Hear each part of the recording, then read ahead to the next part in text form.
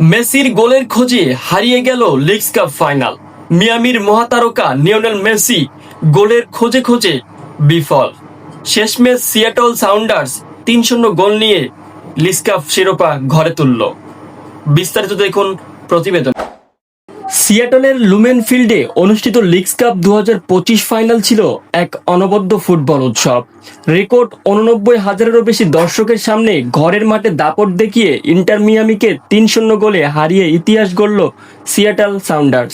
ম্যাচের ২৬ মিনিটে ওয়াসেদে রোসারিওর হেডারে এগিয়ে যায় সাউন্ডার্স। প্রথমার্ধে আক্রমণ পাল্টা আক্রমণ হলেও মিয়ামি লিওনেল মেসি ও লুইস সুয়ারেজকে নিয়ে গোলের সুযোগ কাজে লাগাতে পারেনি। দ্বিতীয়ার্ধে খেলার শেষ ভাগে একের পর এক আঘাত হানে সাউন্ডার্স।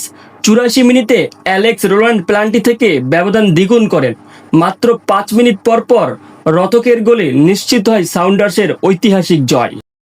এই জয়ের মধ্য দিয়ে সাউন্ডার্স উত্তর আমেরিকার প্রথম ক্লাব হিসেবে ৫টি প্রধান trophy, MLS cup, US open cup, supporter shield, concha champions cup এবং লিগস কাপ জয়ের কীর্তি গড়ে। তবে ম্যাচ শেষে মাঠে ঘটে অপ্রীতিকর ঘটনা। ইন্টার মিয়ামির তারকা লুইস সুয়ারেজকে সাউন্ডার্স স্টাফের সঙ্গে উত্তেজনায় জড়িয়ে পড়তে দেখা যায় এবং ভিডিওতে ধরা পড়ে তিনি একজনকে থুতু নিক্ষেপ করেন। ফলে ম্যাচের রঙিন আসর শেষে বিতর্কিত ছড়িয়ে পড়ে। ঐতিহাসিক জয় এবং ম্যাচ পরবর্তী বিতর্ক সব মিলিয়ে লিগস কাপ ২০২৫ ফাইনাল হয়ে থাকলো স্মরণীয়।